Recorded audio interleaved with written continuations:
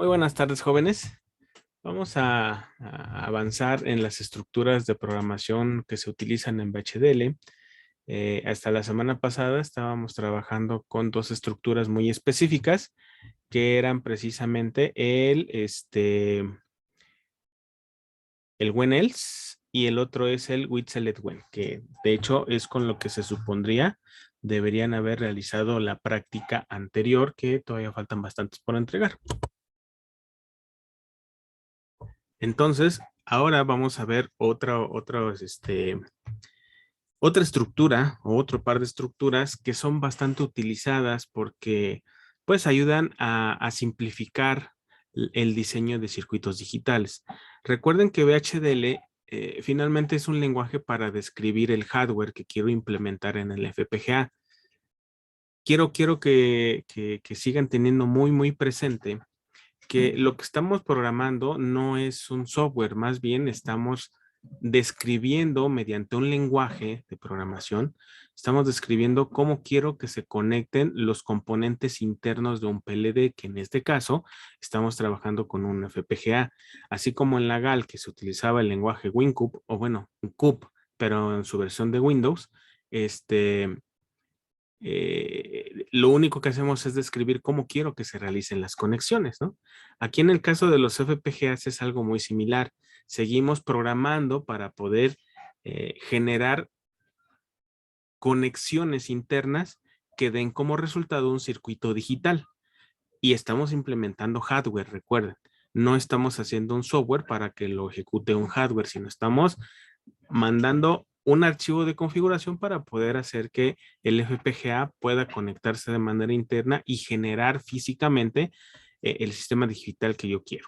Entonces, en esta ocasión vamos a empezar a trabajar con un par de estructuras más una de ellas está más orientada al trabajo de algoritmos, más que a una descripción booleana de las cosas como yo las quisiera hacer, ¿ok? Entonces, voy a ponerles aquí la presentación. Déjenme, comparto mi pantalla. Ahí está. Ya habíamos pasado por todo esto y vamos a empezar en esa sección.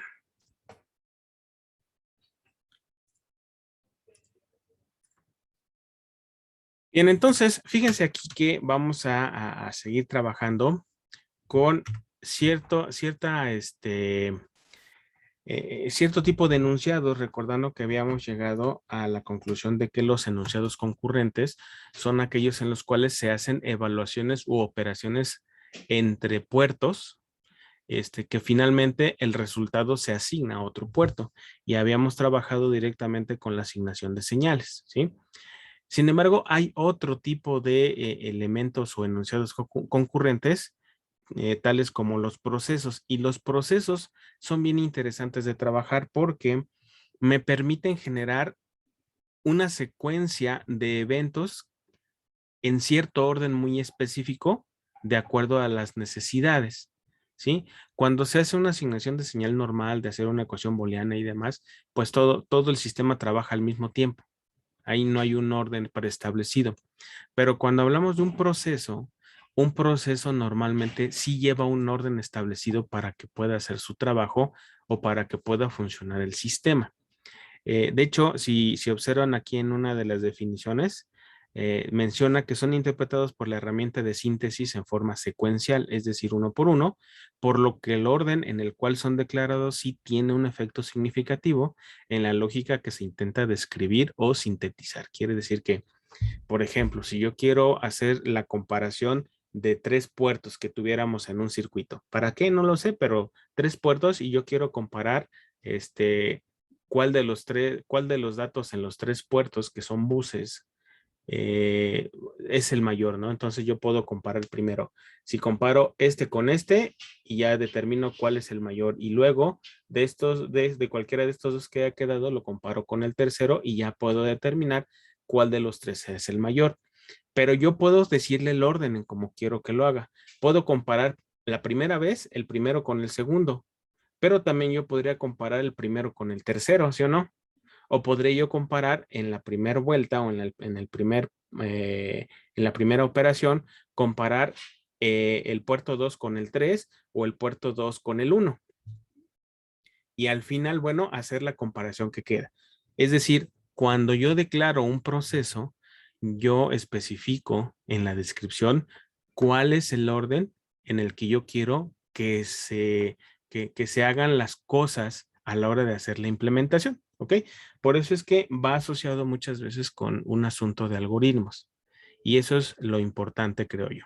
Ahora bien, aquí cuando hablamos de un proceso, hay enunciados de tipo secuencial, vamos a decirlo así, y de los dos que vamos a ver particularmente es el enunciado if y el enunciado case. Son dos, hay más, pero creo que estos dos son los más relevantes para poder hacer el trabajo correspondiente, ¿no?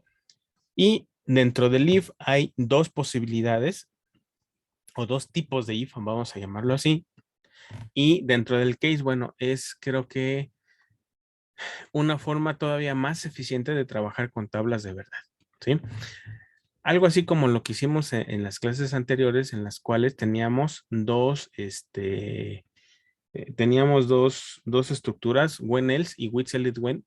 Los dos me permitían implementar los mismos algoritmos o los mismos circuitos.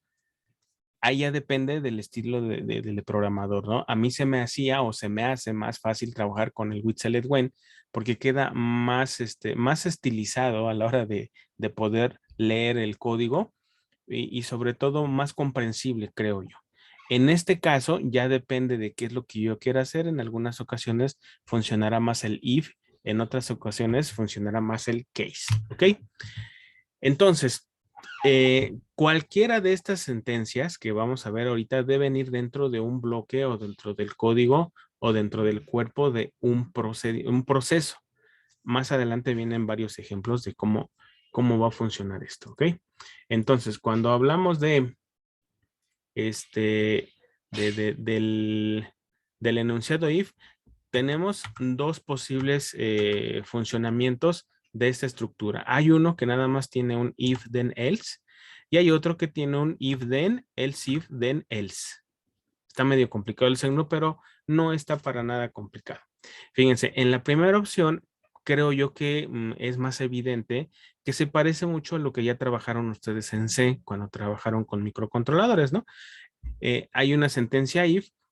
Aquí quizás la diferencia es que tenemos un if de dos condiciones, que existe también en C, el if else, pero resulta que en C también se puede utilizar nada más el puro if sin el else.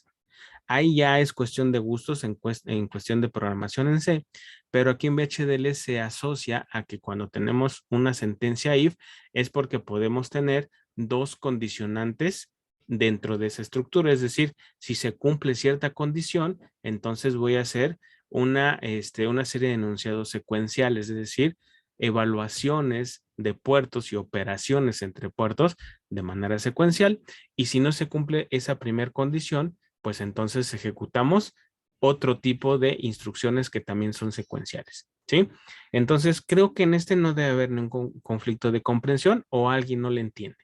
Pónganme, por favor, si no me quieren decir en el micrófono, pongan palomita acá, los que ya entendieron esa primer modalidad de la sentencia if.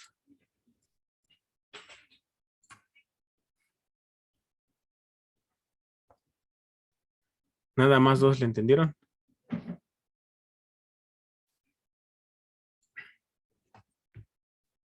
Va, ya van 5 personas. Los demás, quién sabe dónde andarán. Por ahí un tachecito. ¿De quién es el tachecito? José Ballesteros. Ah, entendí. ¿Qué pasó ahí? ¿Qué no le entendiste, José?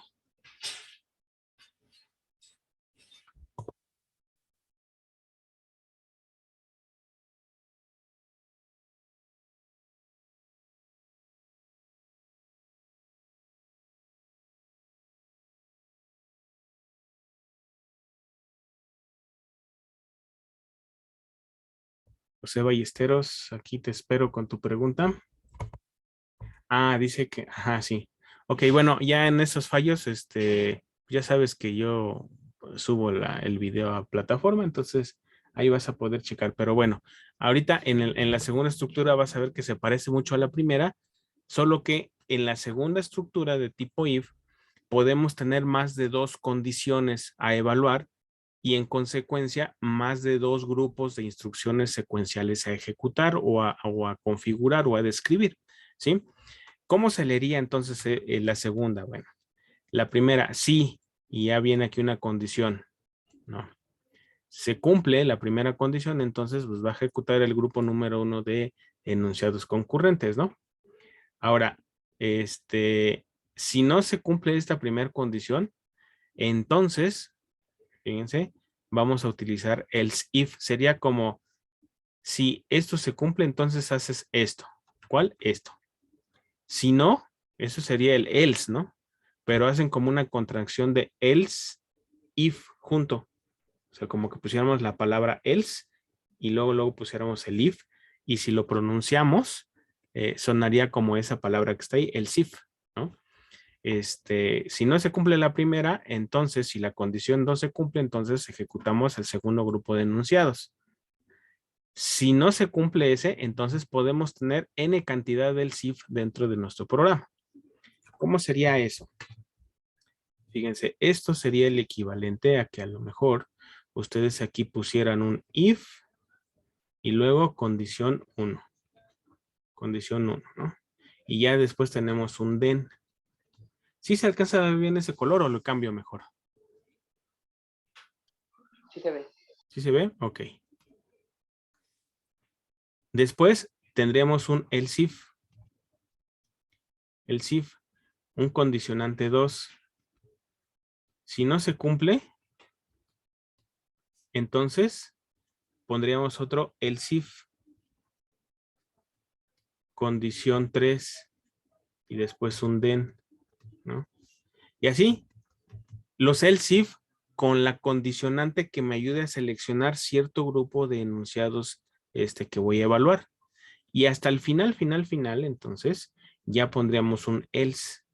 ¿A qué sería equivalente esto? Esto sería como un equivalente a un switch case que conocemos en C. Es decir, primero probamos una condición, ¿no? Pues que sí se cumple. Entonces hacemos eso y nos saltamos todas las demás estructuras, ¿sí?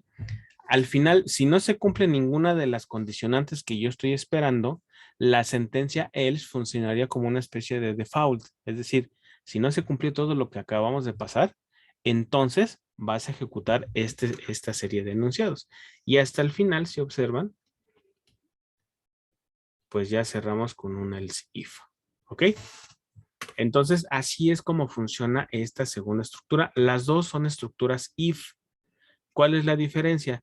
Que en la primera que describimos, solamente tenemos dos condiciones. Cuando es verdadero y cuando es falso. Nada más. En el caso de la segunda estructura, el if, más que saber si es falso o verdadero para tener solamente dos posibles opciones de respuesta, podemos tener muchas condicionantes, ¿sí? Para que en función de eso el circuito actúe. Y entonces podemos tener tantos if y tantos else if como necesitemos para evaluar esa condición. Cuando no se cumplió ninguna de esas condiciones, entonces colocamos un else y terminamos la sentencia if que empezó aquí con un end if. ¿Ok? ¿Sí se entendió o está muy enredado?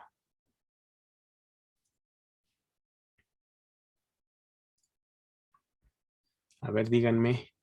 Hablen.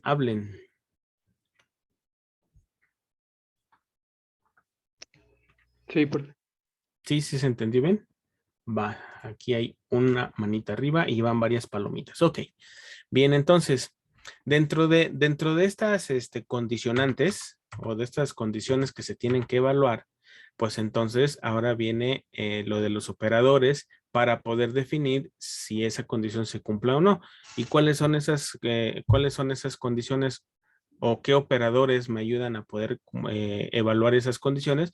Bueno, pues ya sabemos, si es mayor, menor, igual, mayor igual, menor igual, todas están descritas aquí en esta tablita, en lo cual podemos ver que aquí hay un signo de igual. De pronto pudiese entenderse como que el igual es una asignación, lo que está a la derecha lo asignamos a la izquierda, pero no, aquí no funciona así. En el contexto de una condición o de una expresión que sirve para evaluar una condición y que una parte del if se cumpla o no, entonces se utiliza solamente el signo de igual. Viene el diferente, el menor, menor o igual, mayor, mayor o igual. Aquí estos se pueden prestar a confusión porque este en particular que estoy señalando ahorita o que sombríe, es el que utilizamos precisamente para enviar hacia un puerto el resultado de una evaluación booleana del lado derecho. ¿De acuerdo? Porque les dije que era una especie como de flechita que indicaba que una vez que valoras toda esta ecuación booleana, asignarás el resultado a un puerto, que es lo que hemos estado utilizando hasta ahora. Sin embargo, en el contexto de evaluación de expresiones, para saber si se cumple o no cierta condición, también vamos a utilizar ese símbolo, menor o igual. Aquí la diferencia nada más es que en el contexto, este menor o igual sirve para hacer una evaluación. Y en el caso de las ecuaciones booleanas, sirve para hacer una asignación de un valor o un resultado de una ecuación booleana hacia algún lugar, ya sea puerto o señal. ¿Ok? Entonces, de ahí en fuera, creo que no debe haber ninguna complicación para esta parte. ¿Ok? Un ejemplo muy sencillito. A ver, quiero que me digan, en este circuito o en este diseño que se presenta en esta diapositiva, díganme cuántos bits de entrada tenemos y cuántos bits de salida tenemos.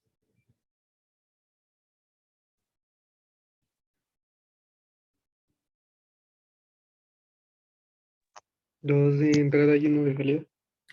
A ver, compartan la idea. 2 de entrada y 1 de salida. Bueno, si es de vector, ahí como lo está marcando de vector, pues. No, sí, siguen siendo dos de entrada, profe. Sí, no, serían A y B y de entrada y C de salida. Entonces, ¿cuántos bits físicos hay? 3. No es cierto. 6. Porque tenemos, fíjense, el A y B son de tipo vector que van de 1 a 0. Quiere decir que existe un A1 y existe un A0. ¿Sí o no? Y existe un B1 y existe un B0. Entonces, aunque físicamente estamos esquematizando que son dos puertos de entrada, esos dos puertos de entrada finalmente son 4 bits de entrada físicos. Si hablamos del puerto de salida, ¿cuántos bits hay? Bueno, en este puerto de salida nada más está especificado como un ST de logic, o sea, nada más es un bit, quiere decir que tenemos una salida C. En total, tanto bits de entrada y de salida, tenemos 5 bits, 4 de entrada y 1 de salida. ¿Sí queda claro? Y de hecho la definición de la entidad empieza desde la línea 3 hasta la línea 6, ¿ok? ¿Sí se entiende o no se entiende?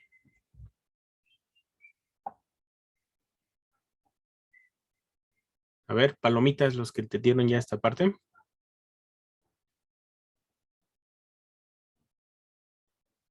Ok, va. Bueno, ahora, fíjense cómo vamos a trabajar con el asunto de los procesos. Primero, la arquitectura, si se fijan, empieza en la línea 7 y la arquitectura termina hasta la línea 17, ¿sí? La arquitectura empieza con esta sentencia begin, misma que se termina exactamente hasta por acá, ¿no? En esta parte. Aquí está re fea mi línea, pero bueno. Está, y vamos a ver si la puedo hacer media derecha. No, miren, no me sale. Bueno, mejor les digo la línea, ¿no? Empieza en el begin en el 8 y termina exactamente en el 17. Y empezamos con el proceso. Observen que tenemos la palabra reservada process. ¿Ok? Esa es la palabra reservada. Y lo que tenemos atrás que dice compara dos puntos, este es el nombre del proceso. Es algo opcional. Si quieren, no le ponen nombre al proceso, ¿sí? Solo que si ponen el nombre en el proceso como tal va a empezar, ahorita les digo dónde va a empezar, puede ser un color naranja. El proceso comienza aquí en la línea 10, donde estoy señalando en este momento. ¿Dónde termina ese proceso? Termina en este punto. Todo lo que está entre las líneas 10 y 16, en la herramienta de síntesis, lo que va a intentar es hacer que el sistema funcione en el orden que ustedes le dicen dentro de ese cuerpo. ¿Ok? ¿Vamos bien? Entonces, tenemos el proceso. El proceso puede tener un nombre. Es opcional. Si usan el nombre, entonces cuando terminan el proceso con la palabra en process, deben de indicarle cuál es el proceso que ustedes están terminando. Si no le ponen el nombre al proceso, entonces acá al finalizar no hace falta tampoco que le pongan el nombre. ¿Ok? Y tenemos aquí unos argumentos, vamos a llamarle así. Argumentos. Y en estos argumentos, lo que va es precisamente los puertos de entrada los puertos de entrada que van a ser utilizados para hacer las evaluaciones de las condicionantes internas. Ahora, noten, aquí es muy importante, lo que van como argumentos o como, es que no le puedo decir variables porque aquí no manejamos variables, manejamos puertos, ¿no? Lo que trabajamos aquí en lo que está entre paréntesis precisamente son los puertos que se van a leer para poder hacer las comprobaciones dentro del if. Por eso es que nada más va A y B y no va C, porque C al final de cuenta es un puerto de salida que va a ser afectado por la lectura de esos puertos de entrada. ¿Sí? Entonces, por eso en los paréntesis va precisamente cuáles son los puertos que van a ser leídos dentro de la estructura if que vamos a tener de forma interna. Bueno, en este caso en el if, pero en general, dentro de los argumentos de ese proceso, aquí donde estoy señalando como así que dice argumentos, ahí vamos a colocar los puertos de entrada que necesitarán ser leídos para poder hacer lo que esté dentro del proceso, ¿ok? ¿Se entiende eso? Eso es muy importante porque si no ponen los argumentos necesarios, pueden aparecer warnings o pueden aparecer errores a la hora de hacer la síntesis del programa. Entonces, sí se entiende qué debe ir aquí donde dice A, B, digo, en este ejemplo dice A, B, pero dentro de esos paréntesis sí se entiende qué es lo que debe de ir.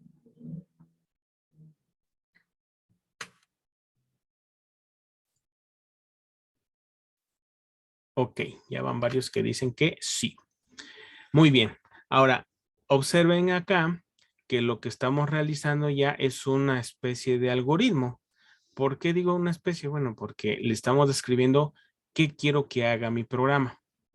Fíjense, le digo, si A es igual que B, entonces el bit C va a ser igual a 1, ¿no? De lo contrario, o si no se cumple la condición cual que A sea igual a B, entonces C va a ser igual a 0. ¿Necesito hacer otra evaluación? Pues a lo mejor. Sin embargo, aquí particularmente, yo quiero que se encienda el bit C, el puerto C, sí y solo si A y B son iguales. ¿Qué quiere decir? Que yo puedo generar o yo podría generar una tabla de verdad con este circuito, ¿no? ¿Cómo sería esa tabla de verdad? Bueno, esa tabla de verdad debería tener 4 entradas, ¿sí o no? ¿Cuáles serían esas 4 entradas? B1, B0, A1 Es y como si tuvieras A0. es como si tuviéramos una XOR, ¿no? Algo así, ajá. Y entonces, por ejemplo, si tuviésemos, digo, tendríamos que hacer las combinaciones, ¿no? 0, 1, 0, 1, 0, 1. Es decir, tendrían que generar la tabla de verdad completa, ¿sí? Luego 0, 0, 1, 1, 0, 0. Aquí tendríamos un 1, 1, 1. Bueno, creo que aquí serían todos unos, ¿no? Voy a llegar hasta ahí nada más con la tabla. Pero entonces, en este caso, el valor de C en todas esas circunstancias, ¿cuánto debería de ser?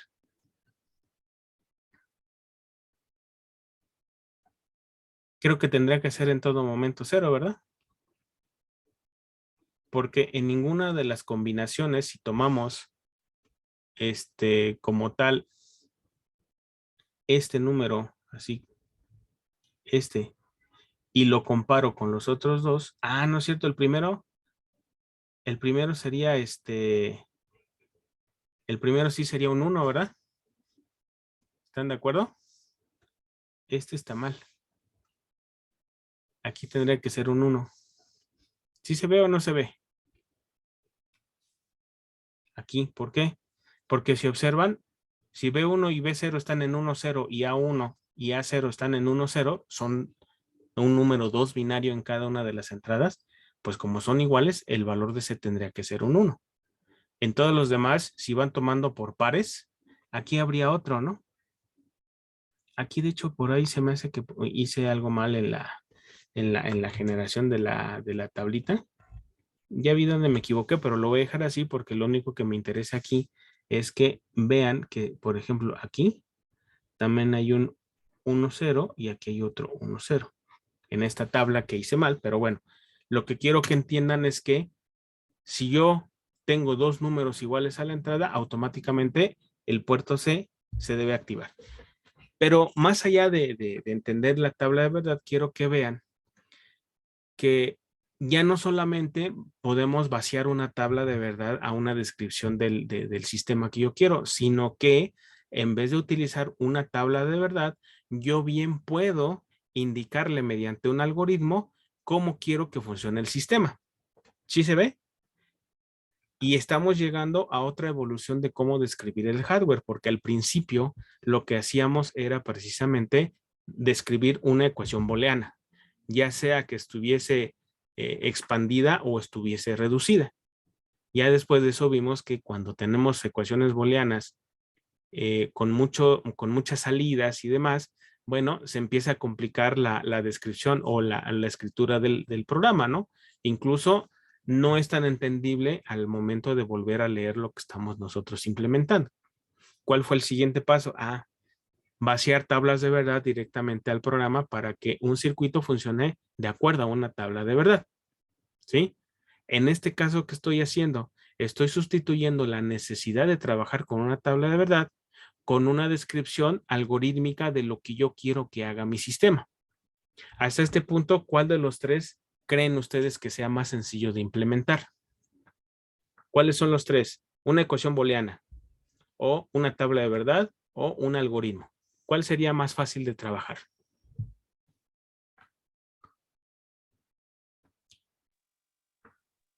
Esta no, pero también podríamos ver la aplicación.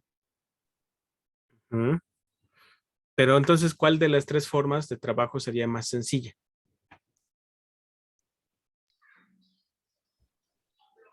Un algoritmo, ¿no? Podría ser un algoritmo, pero depende también el contexto del trabajo. Es decir, a lo mejor necesito nada más implementar una ecuacióncita y se acabó, pues me voy con las ecuaciones booleanas. Pero sí, yo estoy más entre que muchas de las cosas que podemos implementar se puede hacer de forma algorítmica, secuencial. Pero no hablamos de sistemas secuenciales en el sentido del flip-flop, sino hablamos en el sentido de que tenemos que hacer que funcione en cierto orden las instrucciones, ¿sí? Ahora, el hecho de usar tablas de verdad también facilita mucho el trabajo, ¿no? Pero, por ejemplo, aquí, si quisiéramos hacer la tabla de verdad completa de esto, tendríamos que hacer 16 combinaciones y esas 16 combinaciones acomodarlas con una sentencia when-else o con with-select-when, como lo vimos hasta la clase pasada. Pero si empezamos a tener más entradas, por ejemplo, que tuviéramos, no sé, 8 entradas y que tuviésemos que evaluar que esos dos números A y B fueran 4 bits cada uno, entonces deberíamos hacer una tabla de verdad de 256 combinaciones. Ahí es donde empieza el problema, que así como pasó con las ecuaciones booleanas, que sí son muy fáciles, pero conforme se va haciendo más grande el sistema, empieza a ser más engorroso describir el hardware mediante puras ecuaciones booleanas, va a resultar que con las tablas de verdad también, entre más entradas tengamos, más extensas van a ser las tablas de verdad y entonces más complejo será implementarlas en una sola estructura. Entonces sustituimos este asunto de ecuaciones y de tablas de verdad por un algoritmo como el que estamos viendo acá. ¿Ok? Entonces, este es un primer ejemplo para que vean cómo funciona.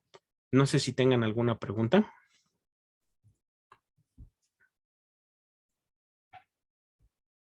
¿Todo bien claro? Si tienen todo bien claro de esta estructura, bueno, de así como lo estamos trabajando ahorita, pongan palomita, por favor.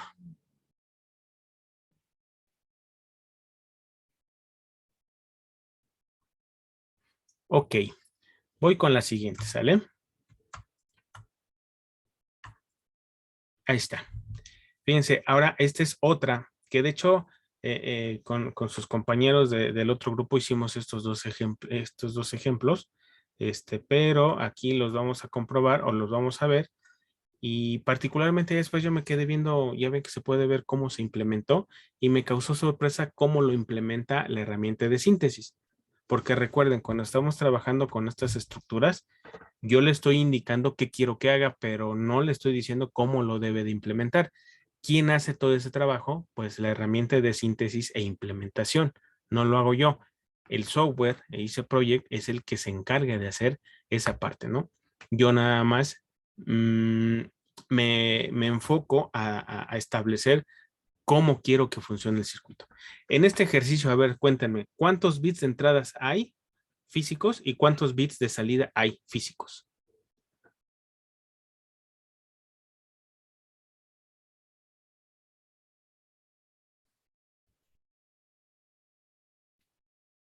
A ver, alguien que quiera contestar.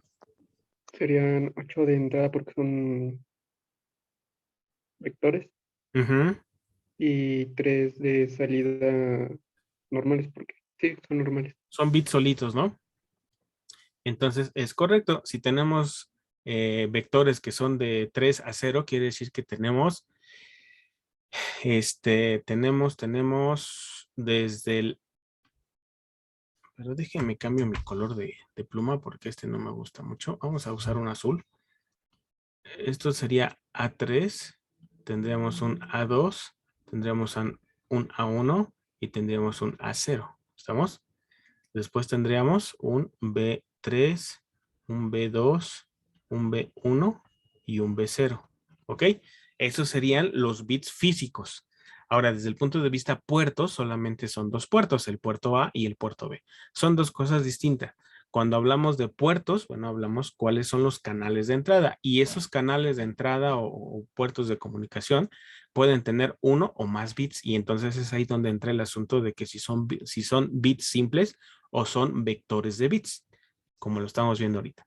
Y ya como salidas, esos serían entradas, como salidas tendríamos un X, un Y y un Z. Entonces estaríamos trabajando, como bien dijeron, 8 bits de entrada y 3 de salida. Creo que ahí no hay ningún problema, ¿verdad?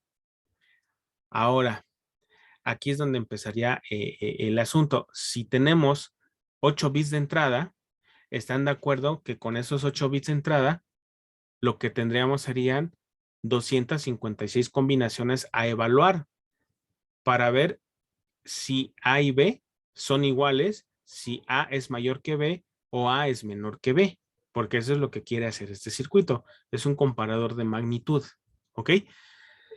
Entonces, si lo implementáramos con una ecuación booleana, perdón, con una tabla de verdad, pues sí podríamos hacerlo. Hacemos nuestra tabla booleana en Excel si ustedes quieren para que fuera rápido, pero para poder escribirlo, pues sí se llevaría uno su tiempo, ¿no? Hay una forma más sencilla de hacerlo. ¿Cómo?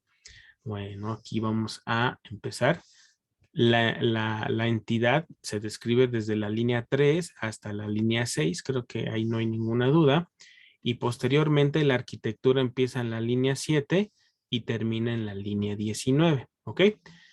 Observen que aquí en la línea 9, voy a cambiar de lápiz, ahora voy a poner un color rojo. Aquí en la línea 9, donde dice process, es verdad que se genera un proceso, pero a ese proceso ahora no le pusimos nombre, simplemente es un proceso. Se puede dejar sin nombre. Solo que si en una aplicación o en un circuito o en un diseño tenemos muchos procesos, pues sería conveniente ponerle un nombre alusivo a lo que va a hacer ese proceso en particular. ¿Ok? Observen que el proceso donde termina, termina en la línea 18. Si aquí hay un proceso, pero no le puse nombre, al finalizar el mismo proceso, pues tampoco le pongo el nombre. ¿Por qué? Porque no le puse nombre al proceso. Simplemente hago la anotación de que se termina el proceso en cuestión. Empezamos nuestro circuito Y entonces, pues muy sencillo, si A es igual a B, entonces, pues vas a hacer esto, ¿no? X va a ser 1. Ahora, si no se cumple la primera condición, entonces, si A es mayor que B, ¿qué vamos a hacer? Vamos a colocarle Y, al puerto Y le vamos a colocar un 1. Un 1 lógico. Y después, si no se cumple también como ya nada más necesitamos hacer las comparaciones de entre estas tres condiciones, nada más, pues entonces ya en este else ya no hace falta poner una condicionante, porque el else lo que está haciendo es cerrar la estructura con una condición por default, vamos a llamarla así. Es decir, si no se cumplieron ninguna de las condiciones que están del else para arriba, entonces, pues vas a ejecutar esta instrucción. También podemos no usar el else, ¿sí? Pero lo que se estila para ya no escribir aquí una condicionante es una evaluación en programación, si no mal recuerdo, se le llama evaluación por cortocircuito, ¿no? Si tú sabes que tienes ciertas condicionantes, pero con que dos se cumplan al principio, ya no hace falta que evalúes todas las demás. En este caso funciona algo similar.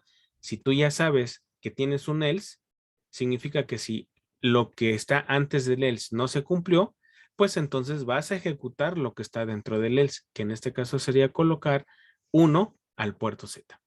Terminamos el if y listo. Eso es lo que hace este programa. Hace la comparación, pero fíjense cómo nos ahorra mucho tiempo. En vez de escribir una tabla de verdad de 256 combinaciones, pues simplemente le decimos cómo quiero que funcione el circuito. ¿Ok?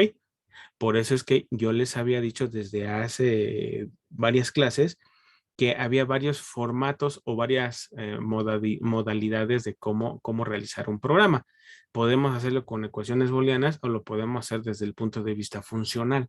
Funcional va en el sentido de que yo le digo cómo quiero que funcione el circuito sin tener que decirle cómo lo debe implementar. Eso que se haga bolas el programa, ¿no? Nosotros aquí simplemente le decimos cómo quiero que se comporte. ¿Ok? ¿Dudas de esta diapositiva?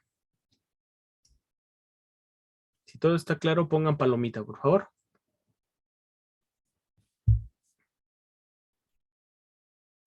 Van 8.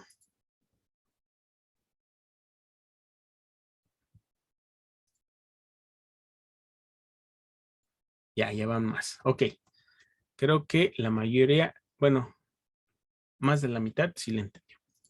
Bien, ahora voy con otro ejemplo que viene aquí en estas mismas. Fíjense, este sería igual el comparado de magnitud, pero aquí, fíjense qué es lo que se está haciendo con este circuito. Se está implementando dos entradas, dos puertos de entrada y uno de salida, pero a diferencia de los ejercicios anteriores, aquí sí tendríamos un A1, tendríamos un A0, tendríamos un B1, tendríamos un B0, esos serían las entradas, y después tendríamos una salida Z, pero esa salida Z es de 2 bits, entonces ya todo es vector. Quiere decir que tendremos 4 bits físicos de entrada y 2 bits físicos de salida. Con 4 bits de entrada, para hacer las evaluaciones, bueno, tenemos 16 posibles combinaciones. Podríamos meter la tabla de verdad con un with select when o con un when else. Cualquiera de los dos las podríamos implementar, pero en vez de escribir toda la tabla de verdad, mejor le decimos cómo quiero que funcione en función de alguna especificación que nos estén dando, ¿no? Como es este. Si A es igual a B, entonces Z va a valer 1, 1. Si A es menor que B, entonces Z vale 0, 1. Y si A es mayor que B, entonces Z es igual a 1, 0. ¿Ok? ¿Cómo lo estamos implementando? Bueno, ya no me voy a detener tanto en la entidad, me voy directamente a la arquitectura para que vean el proceso. El proceso empieza ahí donde acabo de señalar ahorita y termina, ¿dónde termina? Ah, que hay un error en esta diapositiva, por cierto, porque este end process no debería estar aquí. ¿Dónde debería estar ese end process? Debajo del endif. Debería estar debajo o enfrente del end if. Debería estar acá. End process. ¿sí? Punto y coma. Porque si lo ponemos después del end a comp, pues lo estamos poniendo después de haber cerrado la arquitectura. Ahí ya como para qué cierro algo si ya cerré toda la arquitectura, ¿no? Ese es un error que hay aquí en esta diapositiva. Pero bueno, ¿cuáles son los puertos que vamos a estar leyendo? Bueno, si observan aquí lo estoy colocando como argumentos, estoy indicando que los puertos A y B son los que van a ser leídos para poder hacer las comparaciones dentro de los ifs, y de hecho eso es lo que se hace, ¿no? Se tiene que leer el puerto de A, se tiene que leer el puerto de B, se compara y si son iguales, entonces aplicamos esto, que Z es igual a 1, 1. Ahora, si no se cumple eso, entonces si A es menor que B, que sería esta segunda comparación, entonces Z es igual a 0, 1, y como nada más tenemos tres condicionantes o tres posibles condiciones, entonces en la última ya no hace falta que yo coloque una comparación. Simplemente si no se cumplen todas las anteriores, pues quiere decir, ahora sí que como dice, si no es Chana es Juana, ¿no?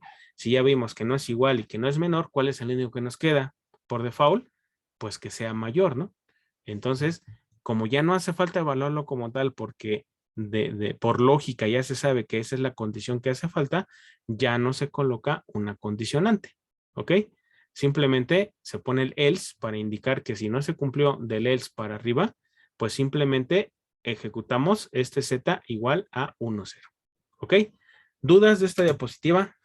Aquí hay un mosquito que me está dando lata desde hace rato.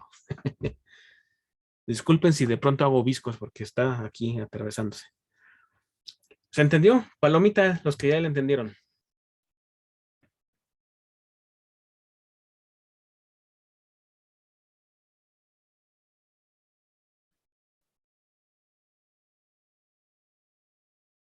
Ok, muy bien.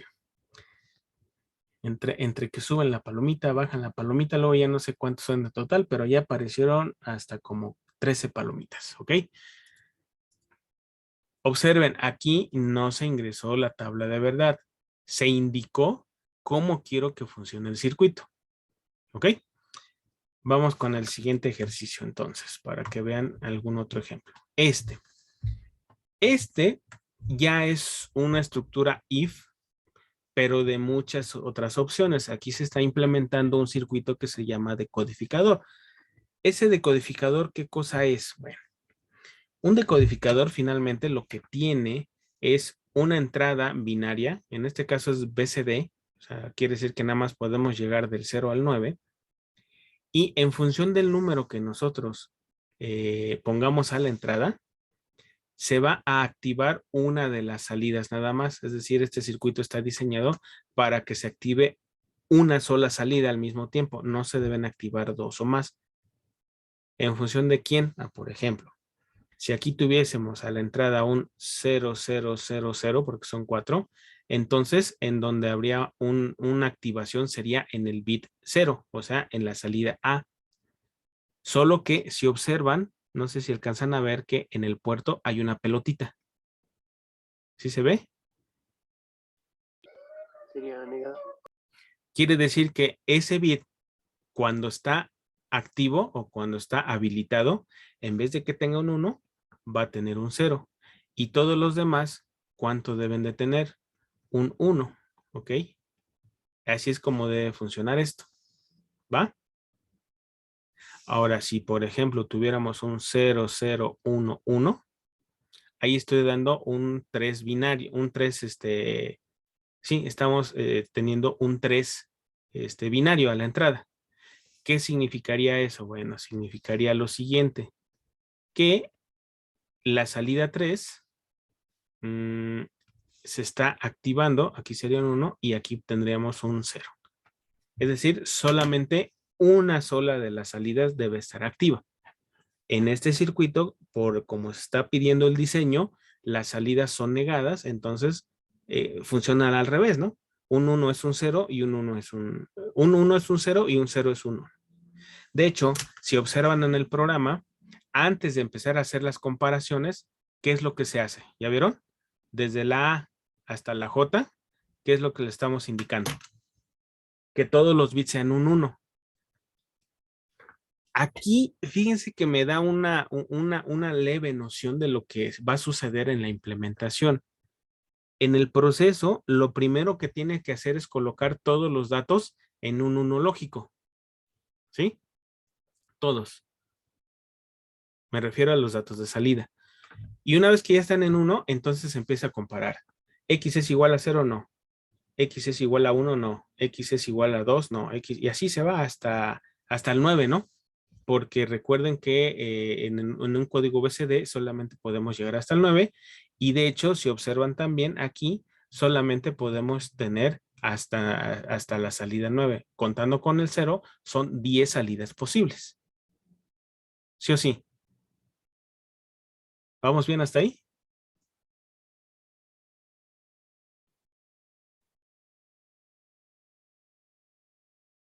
A ver, díganme, no se me queden callados. Sí, pero Sí, profe. ¿Sí? Ok, entonces, quiere decir que de alguna manera el circuito que se implementa o que implementa la herramienta de síntesis tendrá algo que ver con algún circuito que efectivamente es secuencial. ¿Sí? ¿Y quiénes son los elementos principales para poder hacer un sistema secuencial? ¿Se acuerdan?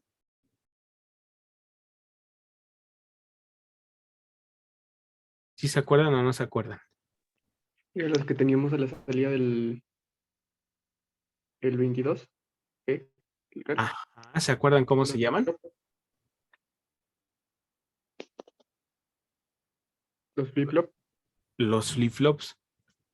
De alguna manera, el hecho de generar un proceso, está implicando el uso de flip-flops porque tiene que ser de manera secuencial, debe llevar cierto orden lo que yo quiero que se ejecute dentro de ese sistema.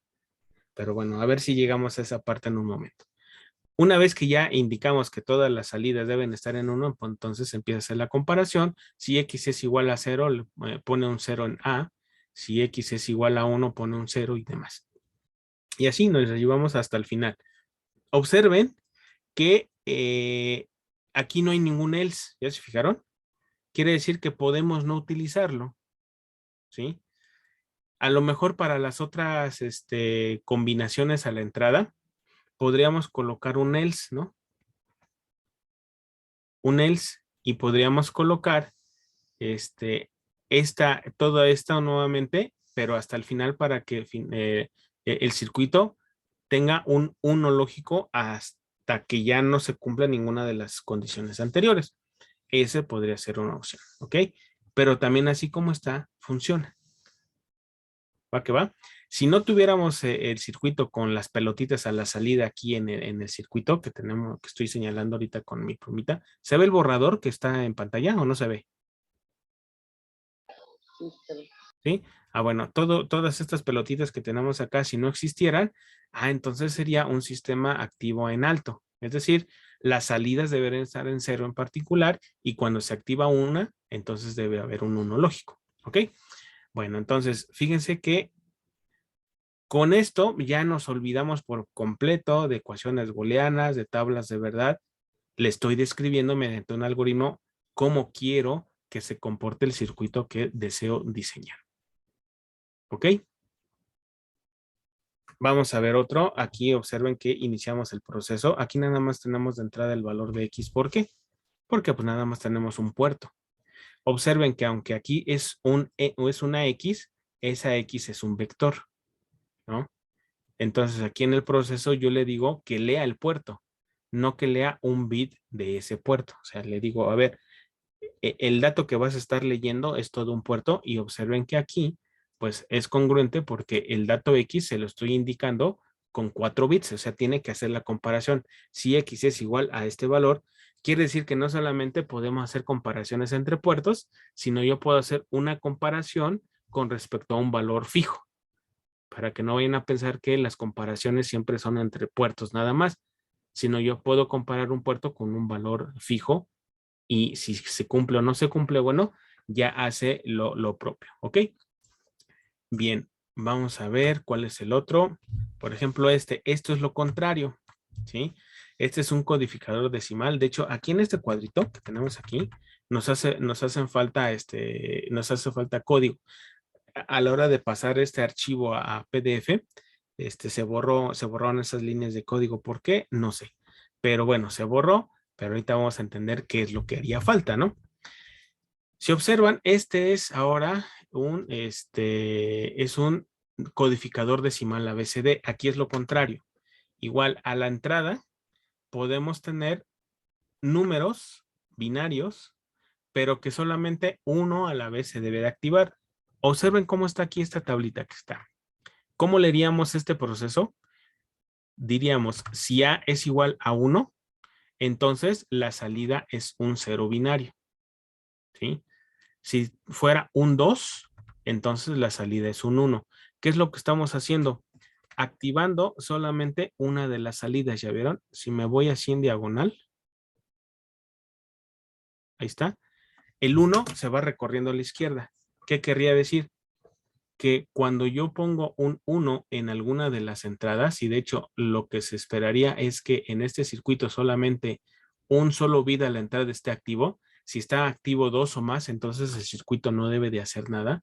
Si estuviera activo el primero, lo que le estoy diciendo es que se activó la entrada o el dato 0. Y entonces acá me debería dar un 000, ¿no? Si por contrario, no, pero yo quiero borrador. Espérenme, aquí está mi borradorcito. Si por el contrario yo le pusiera aquí, no sé, si aquí le dejo un 0 y aquí le pongo un 1, así como está, le estoy indicando que la línea que se activó es la línea 7. Por lo tanto, aquí me debería de dar un dato lógico así. ¿Ok? ¿Sí se entiende cómo funciona? Funciona al revés del circuito anterior. En el anterior, yo doy un número binario para saber cuál de las líneas de la salida se activa, pero solamente una se puede activar. En este caso, el codificador decimal ABCD hace el proceso inverso. Activo alguna de las entradas y a la salida me indica cuál de las entradas se activó. Estos dos circuitos se utilizan mucho para direccionamiento de dispositivos con sistemas de microprocesadores o microcontroladores. ¿Sí? Están acostumbrados, por ejemplo, en la materia de micros a que sí hacen algún proyecto, pero casi siempre leen de algún puerto en particular, pero una o dos cosas a la vez, cuando mucho. Y a la salida, pues también utilizan algún otro puerto para activar mediante bits ciertos elementos actuadores, ¿no? Pero puede ser que en un sistema ya más complejo tengan muchas tarjetas y una información necesiten que llegue a una sola parte de todo el sistema.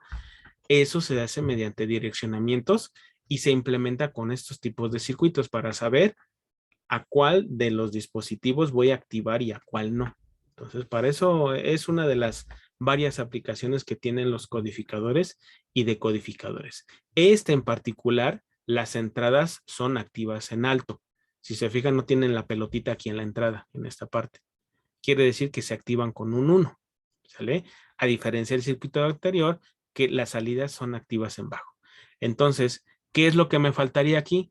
Bueno, si observan, aquí está nada más hasta el número, hasta la entrada 0, 1, 2, 3, 4, hasta la 5, ¿no? Nada más. Quiere decir que nos falta ¿cuántas? Otras 5 líneas de código acá en esta parte. ¿Por qué? Porque nos hace falta ver qué va a pasar con las combinaciones que van de aquí hasta acá. ¿Ok? Es lo que hace falta aquí en este pedazo de código. ¿Va que va?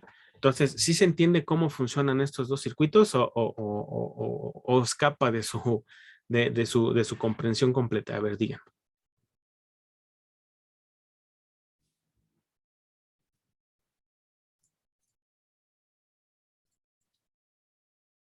A ver, platíquenme, no se queden en silencio mucho tiempo. Entiendo, profe. ¿Sí? Sí, es como si tuviéramos, por ejemplo, con una aplicación, 9 sensores, pero tenemos, no sé, 4 entradas disponibles y podríamos utilizarlas esa con las combinaciones que se pueden generar con ellos. No, no, porque aquí lo que tú quieres no es que ingresen datos, sino que tú puedas señalizar quién se activó o quién no está activo de una gama de dispositivos.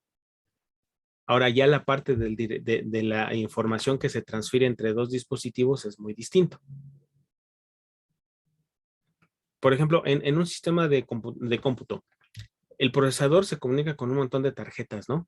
La de audio, la del BIOS, si quieren llamarlo así, con la tarjeta de video, con el controlador USB, con el controlador, ¿qué se me ocurre? No sé, el controlador SATA, todo lo que viene adentro, todo tiene una dirección. Pero para poder habilitar y después poder mandar la información a esos respectivos datos, a esos dispositivos, tenemos que utilizar una señal habilitadora específicamente al dispositivo, si no, no se establece la comunicación. O al revés, si alguno de estos se quiere comunicar con el procesador, hay una línea que se activa para indicar al procesador de que alguien quiere comunicarse con él.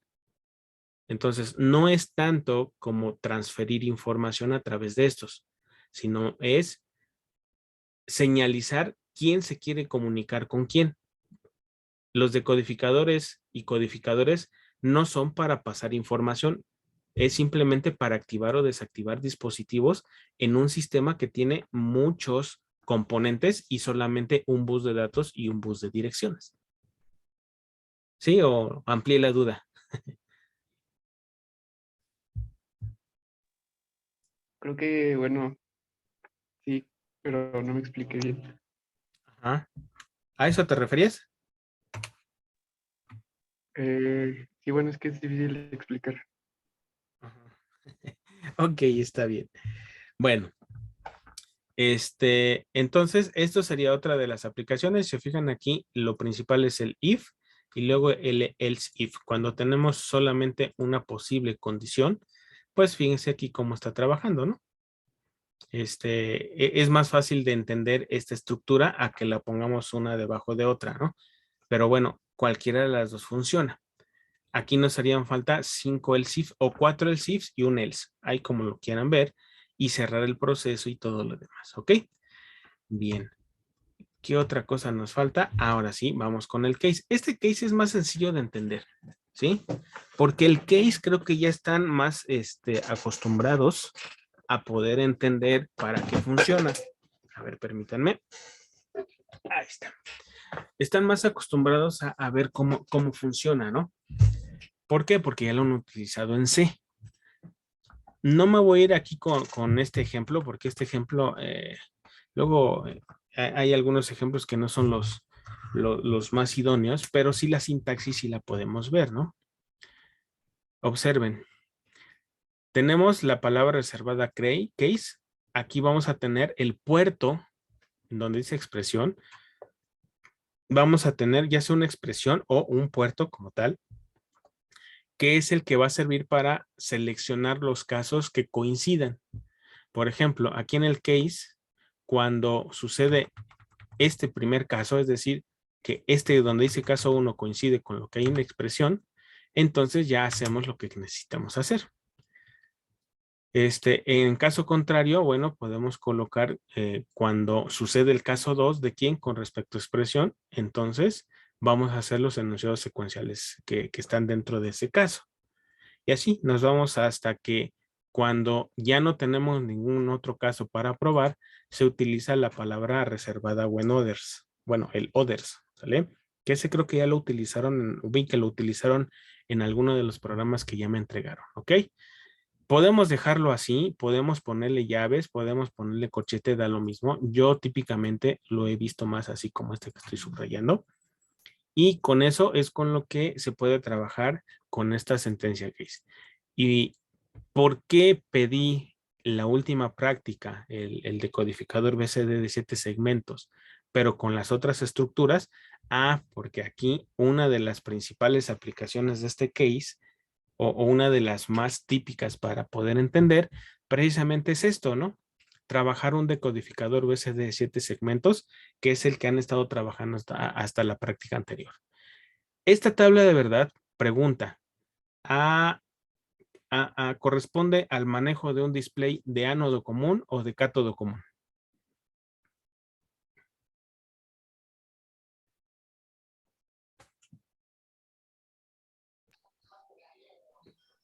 Creo que es de cátodo común porque, bueno, están activando con, si la primera nos debe de dar un 0 y la G no debe de estar activada y aquí tenemos un 1 lógico, entonces creo que sería cátodo común. Y yo reafirmo lo que dice mi compañero. Pues ya le fallaron porque es de ánodo común. Los de cátodo común se activan con unos. Los de ánodo común se activan con ceros. ¿Sí? Entonces, este sería uno. Sí, la observación es correcta, ¿no? Que aquí pues, todos van en cero y se activa solamente o se desactiva el G, porque acuérdense que cuando es de ánodo común, pues necesito que se desactive, perdón, que el segmento de LED se encienda. Pero si es de ánodo común, normalmente, más bien el ánodo lo conectamos a VCC y a través de los pines del display aterrizamos ese LED y es lo que hace que encienda. Por eso es que debemos poner ceros. Quiere decir que si yo quiero que uno de los segmentos se apague, le debo colocar un 1. Contrario al de cátodo común, que ese si le pongo un 1 se enciende, si le pongo un 0 se apaga. Todavía no termino de entender una situación, digo, hay muchos circuitos que utilizan el de ánodo común, otros de cátodo común. No termino de entender así bien a bien o decidir, bueno, por qué usar uno, por qué usar otro, ¿no? Tendrá que ver a lo mejor con la arquitectura de los sistemas de microprocesadores, que ahí se trabajan mucho salidas activas en bajo también, ¿ok? Bueno, pero esta tabla yo creo que ya la deben entender. ¿Por qué? Porque fue la que trabajaron en las dos prácticas que se programaron ya sea con un GAL o con el FPGA, que fue la última práctica, ¿ok? ¿Cómo funciona el case aquí? Fíjense, está bien fácil. Dirán, ay, ¿por qué no nos los dejó hacer así? Ah, pues por lo mismo, porque esto lo van a encontrar en YouTube así al por mayor. Y la idea no es que fueran a copiar a YouTube, sino que entendieran las estructuras anteriores, cómo funcionan para implementar esto. ¿Cómo trabajamos con los procesos y el case? Creo que la parte de la entidad, la arquitectura, dónde empieza y lo de los procesos ya no tiene mayor complejidad, ¿no? Recuerden, si yo necesito generar enunciados que se vayan evaluando de manera secuencial o en un orden específico, utilizo un proceso a fuerza.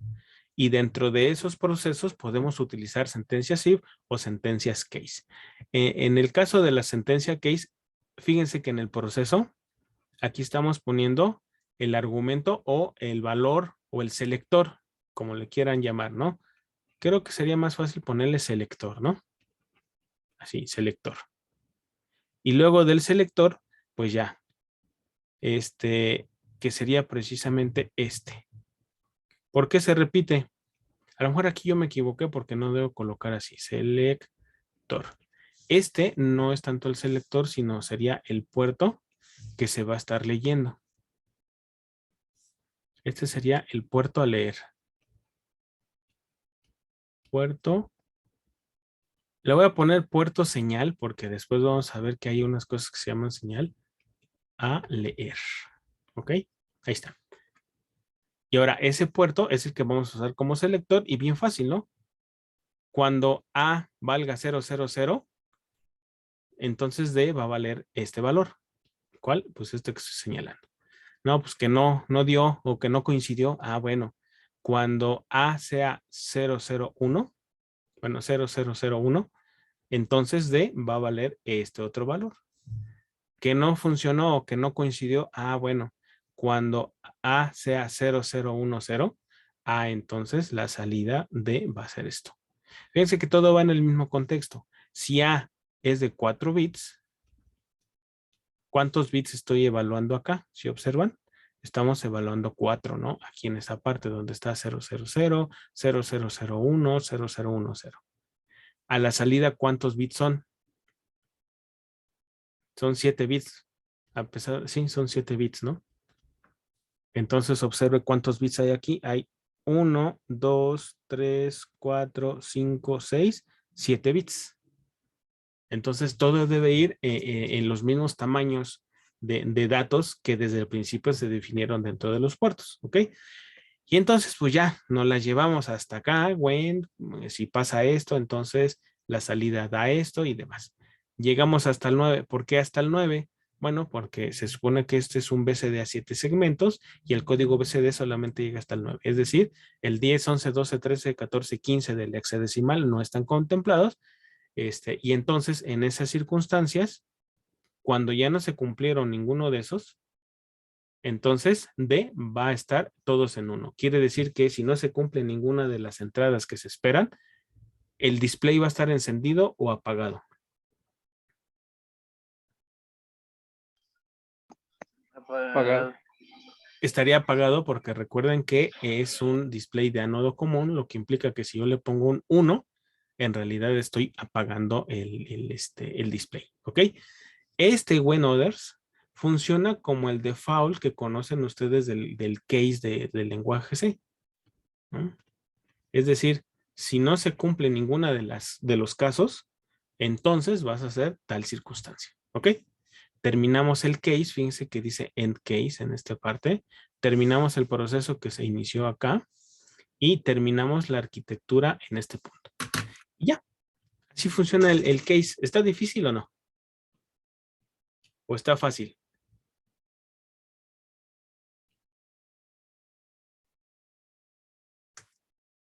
A ver, díganme, ¿fácil o difícil?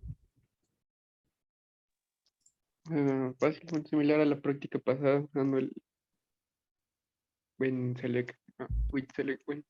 With select when. Solo que ustedes seguramente trabajaron su circuito con las salidas bit por bit. Les he comentado varias veces que si tienen muchos datos a la salida que funcionan en conjunto, es decir, que no implica una cosa solita, uno de sus bits, sino que todos son para un mismo fin, conviene más trabajar por vectores que por bits independientes. ¿Por qué? Porque me ayuda a reducir el tamaño del programa que estoy generando. ¿Ok? Bueno, entonces, de este caso del case, ya no hay mayor cosa que tratar. Si observan, prácticamente metimos una tabla de verdad acá. ¿Ok? Pero también podemos, como siempre se va a comparar el puerto de la entrada o un selector para elegir de entre varios casos qué va a pasar con las salidas, pues entonces podemos hacer algo muy similar que se hace con el if, ¿no? Ir evaluando y al final, si no se cumple, llegamos a una condición conocida cuando ponemos esta última parte que dice when others. ¿Ok? Y bueno, entonces, pues hasta ahí vamos a llegar en esta parte. Ya de aquí vienen algunas cosas que tienen que ver con ALUS, en las cuales se aplican varios de los conocimientos que se vieron en las estructuras anteriores. Entonces, hasta aquí vamos a dejar estas dos estructuras. No sé si tengan alguna pregunta que hacer al respecto. Si algo no les quedó tan claro, pueden hacerla en este momento.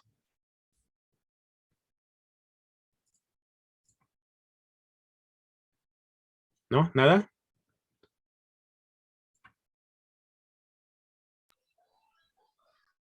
Aquí ponen un tachecito que supongo que quiere decir que no.